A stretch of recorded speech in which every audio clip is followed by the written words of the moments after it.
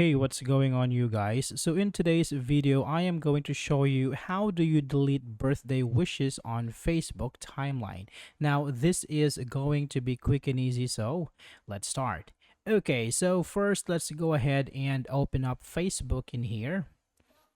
And if you don't want to receive any notifications about birthdays, you can go to your profile in here and go to settings and privacy in here and click on notifications.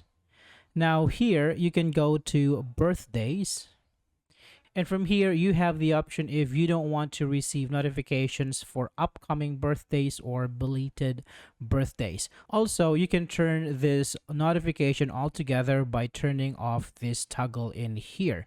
Okay, now if you want to delete birthday wishes on your timeline, what you can do is you can go to your profile here, scroll down to that birthday wishes. I have here an example. So what you can do is click on the three dots in here, and here you can either hide it from your profile or you can delete it. Now in this case, I will just delete it and click on delete.